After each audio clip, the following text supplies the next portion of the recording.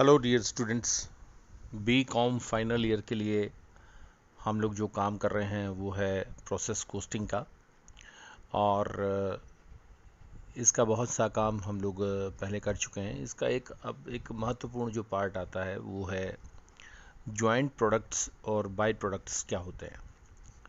देखिए, manufacturing industry जो होती हैं उसका प्रोडक्शन अलग अलग प्रोसेसेस में होता है। ये हमने आपको पहले बताया है। तो एक नॉर्मल सी बात है कि फिनिश्ड प्रोडक्ट तक पहुंचने से पहले जो रॉ मटेरियल है वो अलग अलग प्रोसेसेस से होके गुज़रता है, और इस जो प्रोसेसेस का जो रहता है सिस्टम, उसमें प्रोडक्शन का जो रिज़ल्ट है उसमें कई दफ़ा क्या होता है, जो मेन प्रोडक्ट होता है उसके साथ कोई और भी प्रोडक्ट पैदा हो जाता है। अगर वो डेलिब्रेट है तो हम उसको अलग नज़रिए से देखेंगे, और अगर वो इस प्रोसेस में अपने आप पैदा हो रहा है तो उसको अलग नज़रिए से देखेंगे। देखिए, दो परिणाम हो सकते हैं, दो या दो से अधिक प्रोडक्ट भी हो सकते हैं जब साथ में उत्पादन होता है। तो ये जो जॉइंट प्रोसेस है इसका जो परिणाम है ये हो सकता है आपका जॉइंट प्रोडक्ट या बाई प्रोडक्ट, या जिसे को प्रोडक्ट भी हम बोल सकते हैं। कई बार ये स्क्रैप और वेस्टेज भी होता है।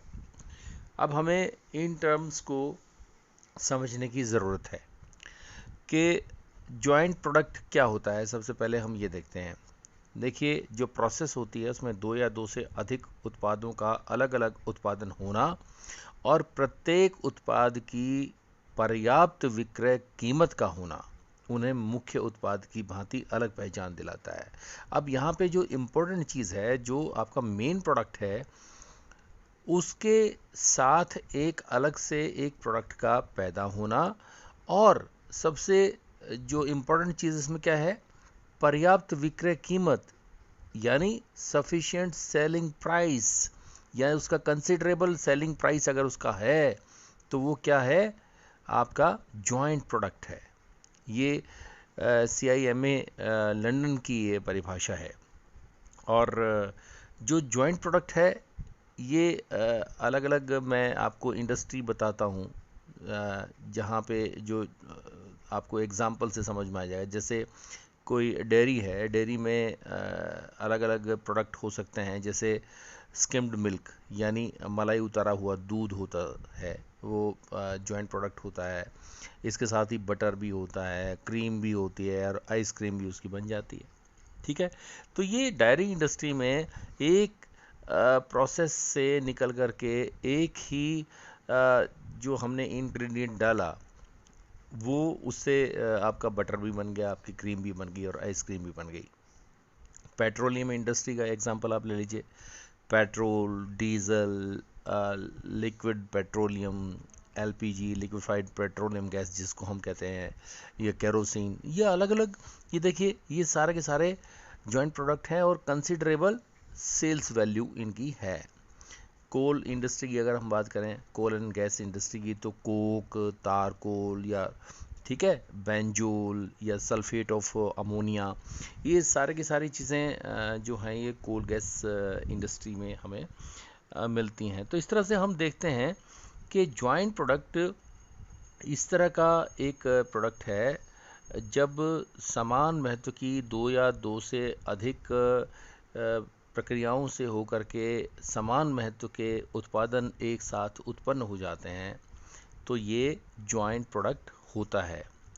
तेल उद्योग है, आपका कृषि है यानी एग्रीकल्चर है, केमिकल इंडस्ट्री है, ये कई सारे इस तरह के प्रोडक्शन हाउसेस हैं जहाँ पे इनको इनको बेस मान करके रॉ मटेरियल की तरह से हम इस्तेमाल करते हैं, और उसके बाद एक से अधिक प्रोडक्ट एक साथ बन जाते हैं विद कंसिडरेबल वैल्यू। तो ये क्या है आपका जॉइंट प्रोडक्ट।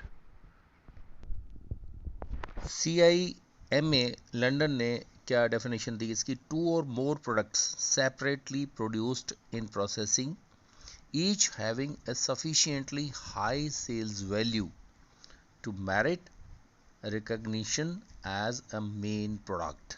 ठीक है। मेन प्रोडक्ट की तुलना में एक हाई सेल्स वैल्यू, एक considerable sufficiently high sales value उसकी होती है, तो वो जॉइंट प्रोडक्ट होता है। अब बात आती है बाई प्रोडक्ट की। देखिए, जब हम गुड्स या वस्तुओं का हम उत्पादन प्रोडक्शन करते हैं, उस समय उस मेन प्रोडक्ट के साथ कुछ सहायक उत्पादन या जिसे उप उत्पादन, बाई प्रोडक्ट जिसे कहते हैं, वो उत्पन्न हो जाता है। जैसे हम तेल निकालते हैं तो खली पैदा हो जाती है। कोयले को हम अगर प्रोसेस में डालते हैं तो कोक में परिवर्तित करने की प्रक्रिया में क्या होता है, कोल तार अपने आप बन जाता है। सल्फेट ऑफ अमोनिया, बेंजोल, ये सारे के सारे बाई प्रोडक्ट के एग्जाम्पल्स हैं। या जब हम साबुन का निर्माण करते हैं तो ग्लिसरीन का तेल, इस तरह की तेल निकालने में काम की जो बात है वो है खली, मैंने आपको बताया। तो चीनी उत्पादन में अगर हम बात करें तो शीरा, ये सब जो चीज़ें हैं ये क्या है, ये बाई प्रोडक्ट्स हैं। मैं आपको एग्जांपल दे सकता हूँ, जैसे शुगर मैन्युफैक्चरर्स की अगर हम बात करें तो शुगर इंडस्ट्री में molasses used for industrial alcohol, जो एल्कोहल इंडस्ट्री, देखिए मोलेसिस इसमें बन जाते हैं शुगर मिल में। और कई बार शराब के कारखानों के पास से हम निकलते हैं तो उसी तरह की बदबू आपको आती है। ठीक है, ये अल्कोहल इंडस्ट्री में ये जो बाई प्रोडक्ट है इसका इस्तेमाल किया जाता है।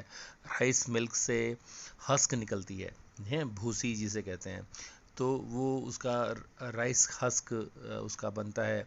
आयरन और स्टील इंडस्ट्री में फर्नेंस स्लैग, जो बहुत छोटे छोटे टुकड़े उसका जो कचरा है, एक किस्म से स्लैग है, वो क्या होता है कंस्ट्रक्शन एक्टिविटीज़ में मजबूती प्रदान करने के लिए वो फौलाद जिससे बनता है, सीमेंट वगैरह सब बहुत सारी चीज़ें उसमें मिला करके, जिसे कहते हैं कि लोहे से भी ज़्यादा मजबूत हो जाता है, क्योंकि छोटे छोटे कण जो स्टील और आयरन इंडस्ट्री से हमें मिलते हैं।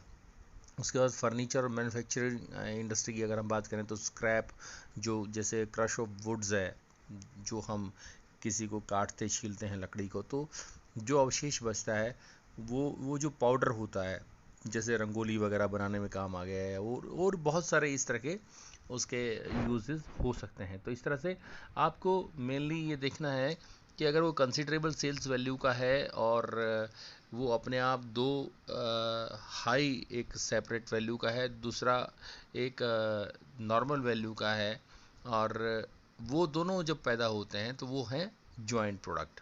और बाई प्रोडक्ट जब मुख्य उत्पादन के साथ साथ एक अपने आप पैदा हो जाता है, उसमें डेलिबरेट एफर्ट नहीं होता है, और उसकी जो सेल्स वैल्यू है वो अगर कंपैरेटिवली देखा जाए तो सेल्स वैल्यू बाई प्रोडक्ट की बहुत कम होती है। जैसे ऑयल और खली का मैंने आपको एग्जांपल दिया, मेन प्रोडक्ट की तुलना में देखिए अब खली का जो प्राइस है, जो उसकी कीमत है, वो बहुत कम होती है, तो इसको हम बाई प्रोडक्ट बोलते हैं। अब एक चीज़ को देखना चाहिए, को प्रोडक्ट। देखिए, जब एक स्पेशल प्रकार के उत्पाद को जब विभिन्न किस्मों से बनाया जाता है तो वो सह उत्पादन कहलाते हैं। उदाहरण के लिए फर्नीचर बनाने वाली जो कंपनी है वो मेज़ भी बनाती है, कुर्सियाँ बनाती है, अलमारी बनाती है, ये को प्रोडक्ट्स हैं सारे के सारे।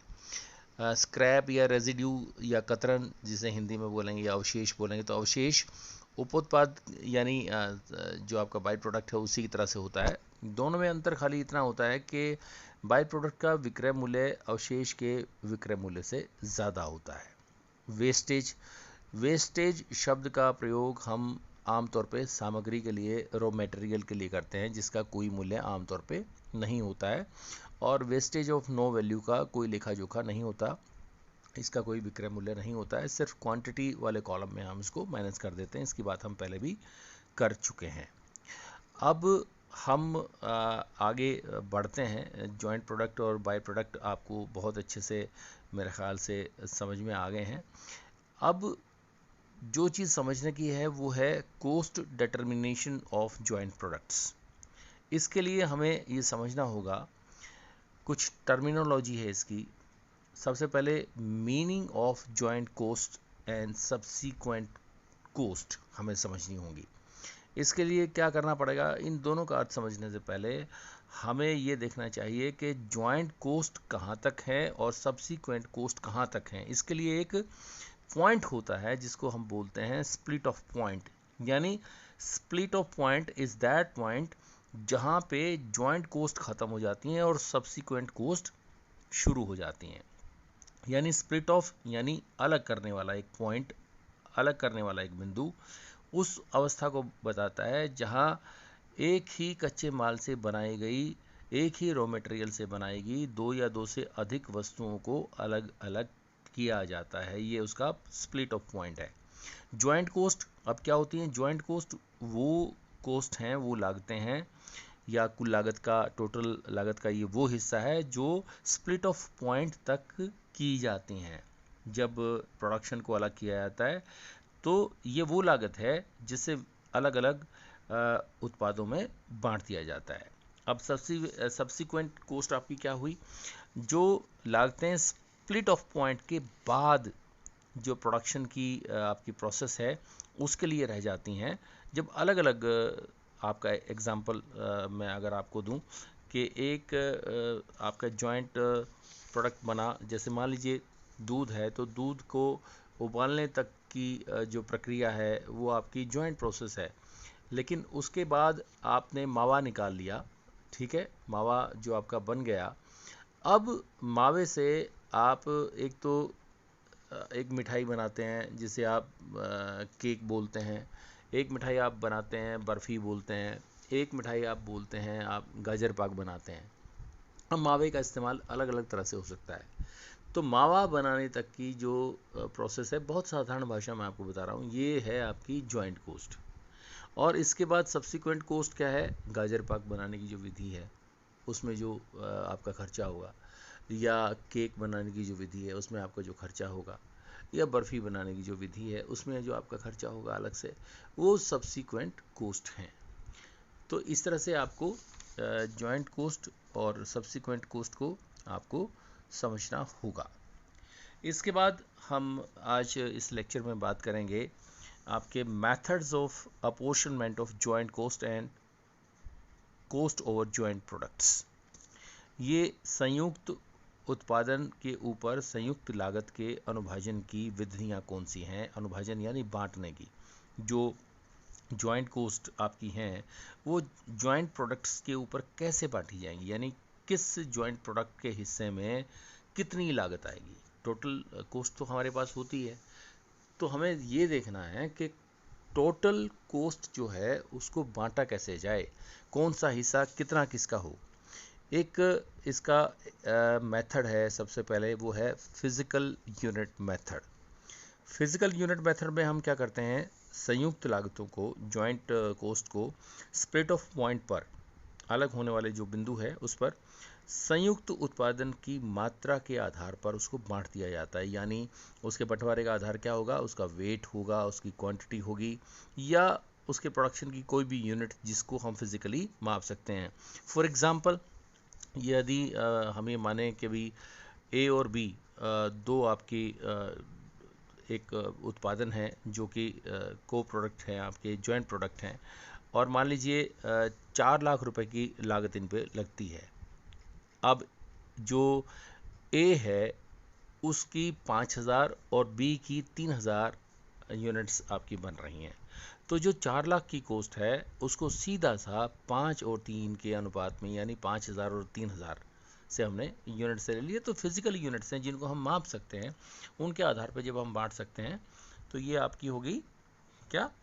Physical unit method. उसके बाद एवरेज यूनिट मेथड होता है, इसमें एवरेज यूनिट कोस्ट मेथड भी इसको बोलते हैं। इसका सीधा सा सूत्र है, एवरेज कोस्ट पर यूनिट निकालने के लिए हम क्या करेंगे? टोटल जॉइंट कोस्ट जो है आपकी उसको ऊपर रखेंगे और total number of units produced हम उसे डिवाइड कर देंगे। इसको हम वेटेड एवरेज भी कर सकते हैं। देखिए, हर चीज़ का वेट या वेटेज जब हम उसको देते हैं तो हर चीज़ का वेटेज अलग अलग होता है। एक प्रोडक्ट ज़्यादा महत्वपूर्ण होता है, दूसरा कम महत्वपूर्ण होता है। जो ज़्यादा महत्वपूर्ण है उसको हम ज़्यादा वेट देंगे, जो कम महत्वपूर्ण है उसको कम वेट देंगे।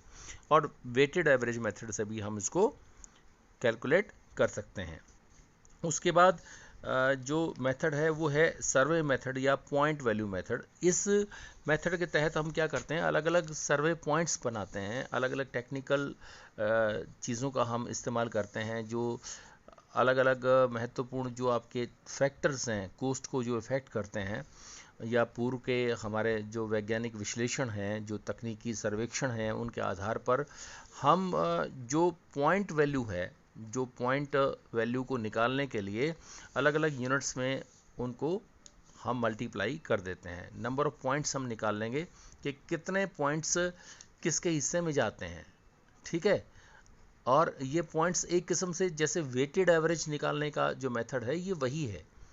कई बुक्स में इसे वेटेड एवरेज मेथड को भी कहा गया है, कई जगह ये आपको मिलेगा पॉइंट और सर्वे वैल्यू मेथड। तो पॉइंट वैल्यूज क्या है, number of units multiplied by points. Points यानी वेट्स, तो कितना वेट उसको दिया गया है उसके हिसाब से हम इसको कर सकते हैं। Then market value method. Market value method क्या है, आपका जो मार्केट में जो वैल्यू होती है उस उत्पादन की, उसके हिसाब से उसका जो विक्रय मूल्य है, उसका जो सेल्स प्राइस है, उसके हिसाब से मार्केट वैल्यू के हिसाब से हम उसमें अलग अलग विभाजित कर देंगे। Market value at separation point भी हो सकता है ये, कि जहाँ से जो स्प्लिट ऑफ पॉइंट है वहाँ तक हम रखें, या market value at finishing stage वहाँ रखें। ये हमें देखना है, अपनी इंडस्ट्री को देखना है। और तीसरी condition net realisable value NRV, split off point पर। This is very important method actually. NRV या नेट रियलाइजेबल वैल्यू, ये क्या है कि स्प्लिट ऑफ पॉइंट पर जॉइंट प्रोडक्ट की जो नेट सेल्स वैल्यू है उसके प्रोपोर्शन में जॉइंट कोस्ट को डिस्ट्रीब्यूट कर दिया जाता है। नेट सेल्स प्राइस जो आपका है वो ज्ञात करने के लिए हम क्या करते हैं, जो एडिशनल आपके एक्सपेंसेस हैं उसके बाद के दिए गए विक्रय मूल्य में से अतिरिक्त व्ययों की राशि घटा दी जाती है। क्लियर? यानी नेट जो आपकी बिक्री है, शुद्ध बिक्री मूल्य ज्ञात करने के लिए हम क्या करेंगे, अतिरिक्त व्ययों के बाद दिए गए विक्रय मूल्य में से अतिरिक्त व्ययों की राशि को घटा देंगे। तो इस तरह से आपकी नेट रियलाइजेबल वैल्यू के हिसाब से भी हम इसको ज्ञात कर सकते हैं आपके, कि कितना हिस्सा कौन से प्रोडक्ट पे हम डालेंगे। उसके बाद जो मेथड है वो है कंट्रीब्यूशन मार्जिन मेथड, यानी अंशदान सीमा पद्धति। इस पद्धति में क्योंकि हम कंट्रीब्यूशन को सेल्स माने वेरिएबल कोस्ट या फिक्स कोस्ट प्लस प्रॉफिट, तो ये आपका अंशदान यानी क्या आ जाएगा, कंट्रीब्यूशन आ जाएगा। इसके अंतर्गत हम क्या करेंगे, वेरिएबल कोस्ट या जो मार्जिनल कोस्ट है, तो ये क्या करेंगे, जो टोटल जॉइंट कोस्ट में से हम क्या करेंगे, मार्जिनल कोस्ट या वेरिएबल कोस्ट, इसके प्रत्येक की जो वेट है या क्वांटिटी है उसके आधार पे हम इसको बांट देंगे। जो आपकी फिक्स कोस्ट है, फिक्स कोस्ट को प्रत्येक उत्पाद के द्वारा जो प्राप्त जो कंट्रीब्यूशन है, जो कंट्रीब्यूशन का जो अनुपात रहता है उसमें बांटेंगे, और बाकी को हम पहले ही वेरिएबल कोस्ट और जो आपकी मार्जिनल कोस्ट जिसे हम कह सकते हैं वो वेट और क्वांटिटी के हिसाब से उसको बांट देंगे। तो इस तरह से हमने देखा कि ये अलग अलग मेथड्स हैं जिसके हिसाब से हम आपके जो जॉइंट कोस्ट हैं वो जॉइंट प्रोडक्ट्स के उनको हम बांट सकते हैं। और इस तरह से जो जॉइंट प्रोडक्ट हैं और बाइट प्रोडक्ट हैं वो आपको समझ में आ गए होंगे। अब प्रश्न उठता है कि बाइट प्रोडक्ट्स की अकाउंटिंग कैसे करते हैं। देखिए इसमें क्या होता है कि जो मेन प्रोडक्ट होता है, बाइट प्रोडक्ट होता है, तो उसकी कीमत कितनी है वो कंसिडरेबल वैल्यू का है बाई प्रोडक्ट। अगर कंसिडरेबल वैल्यू का अगर वो नहीं होता है तो मेन प्रोसेस अकाउंट में ही उसको हम डाल देते हैं और उसके लिए अलग से सेपरेट अकाउंट नहीं बनाते। लेकिन अगर वो कंसिडरेबल वैल्यू का है बाई प्रोडक्ट तो हम क्या करेंगे, उसके लिए अलग से सेपरेट हम अकाउंट, सेपरेट जैसे फर्स्ट प्रोसेस का हमने अकाउंट बनाया, फर्स्ट प्रोसेस का बाई प्रोडक्ट का अलग से हम अकाउंट बनाएंगे। फर्स्ट प्रोसेस में बाई प्रोडक्ट की हम उसी तरह से काउंटिंग करेंगे जैसे हम और चीज़ों की हम करते रहे हैं, और इसको हम ट्रांसफ़र कर देंगे बाई प्रोडक्ट अकाउंट में, और बाई प्रोडक्ट अकाउंट अलग से बनेगा अगर ये कंसिडरेबल वैल्यू का होता है। तो आज के लेक्चर में बाई प्रोडक्ट्स और जॉइंट प्रोडक्ट्स के बारे में हमने आपको बताया। आप घर पे पढ़ते रहिए और अपना ख्याल रखिएगा। Thank you very much.